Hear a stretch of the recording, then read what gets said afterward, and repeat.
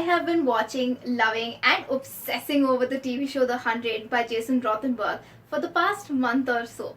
And especially after having read The Explorer by Catherine Rundle, I have been in the mood for more such books that are survival of the fittest themed. So I made a list and came up with a TBR file that has to do with books which are all about human survival. The first one is The 100 by Cass Morgan. This is the book series that inspired the TV show adaptation, so of course I'm going to be reading it. I saw a couple of reviews and they all felt that the TV show was much better than the book, so I'm going to try reading some of these books and see for myself whether that's true or not. Ever since a nuclear war laid waste to Earth and made life impossible here, human beings have been trying to reinvent their lives in space stations called the Ark. Now, almost a century later, when the life support systems on the Ark are gradually failing and it's becoming increasingly difficult for human beings to survive there, the leaders of the Ark decide to send 100 teenage prisoners, that is juvenile delinquents, to Earth to see if it's survivable, whether it's inhabitable or not. So this series follows the adventures of those 100 teenagers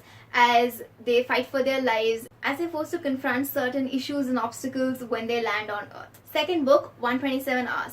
This is the survival story of Aaron Ralston, who one day went hiking to the Utah Canyons and found himself trapped by a boulder. His hand got stuck in between a boulder and he was trapped for 6 whole days, forced to consider whether he should cut off his arm or face imminent death. That sounds horrendous. I remember this book was the talk of the town a few years back and everyone was reading it, talking about it, but I hadn't picked it up then because I was a little too shocked by the plot. But now, being in the mood for these kind of stories, I am for sure going to pick it up. The next one is The Martian. Now, I'm sure a lot of you have heard of this book and a lot of you have probably read it too, which is great because I'm always the last one to be reading all these overhyped books. So if you didn't know already, The Martian is about Mark Watney, who along with a few other scientists and engineers lands on Mars to carry out a certain mission or an experiment, but a dust storm causes an impediment to their mission, and so the rest of his colleagues,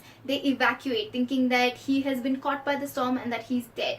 It's only after they leave that he gains consciousness and he realizes that he is stranded on Mars with no way of contacting his people back home or of surviving very long on Mars. So this novel is all about how he uses his skills and his knowledge to try and survive, to try and make all of the resources available on Mars last him long enough to make contact with the people and so that they can send a rescue team for him. I saw the movie The Martian and it was such a fantastic movie. It's very gripping, so I am assuming that the book will be the same. The next book I'm going to be talking about is Into the Wild. It's by an author called John Christopher McCandless is an ordinary family man who donates all of his savings, abandons his car, bids goodbye to his family friends, and burns all the cash in his wallet on his way hitchhiking to Alaska. 4 months after he gets started on his journey, his body is found by a bunch of hunters. So this novel follows his survival story, how he fared on his journey to Alaska and how he wound up dead. The fifth book is Life of Pi by Ian Martel. This is the story of a young Tamilian boy known as Pi and the aftermath of a shipwreck. He is stranded on a boat along with a Bengal tiger known as Richard Parker. Life of Pi has also been a very highly acclaimed movie, but I haven't watched it, haven't read it for the longest time, don't know why I put it off. So I'm going to be picking it up now. If you've read it, let me know what you thought about it. Just from the premise, I don't know what to think of the book because he's a young boy and he survives almost 200 days on a boat. That also with a tiger. I mean, a tiger. So yeah, it's just all very astonishing and I can't wait to see what happens. The sixth and the last one is Salt to the Sea by Ruta Sepetys. This has been compared a lot to Titanic before and they say that everyone knows the story of the Titanic. But there was a similar case in Germany, I believe, where a ship called the Wilhelm something, I'll put it on the screen, that also sunk and a lot of people lost their lives, but not many people know about it. So Salt to the Sea is again another human survival story about a bunch of people on the ship who soon after being aboard it realize that they now have to fight for their lives. Now don't misunderstand me when I say this, but these kind of stories really intrigue me. I am not saying that I like human suffering. I'm just saying that these novels and these kind of survival stories, they carry so much power.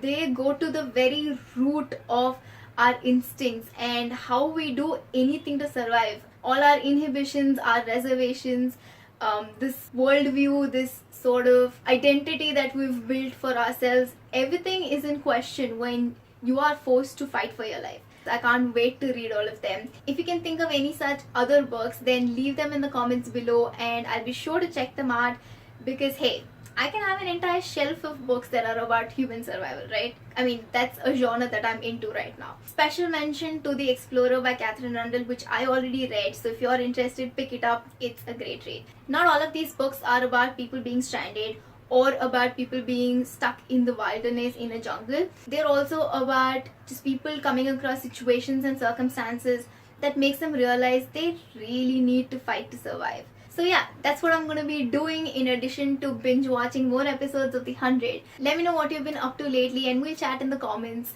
Thank you so much for watching. Please click that bell icon so that you get notified every time I post a video. Like, share, subscribe if you enjoy watching videos on my channel, and I will see you again later. Bye!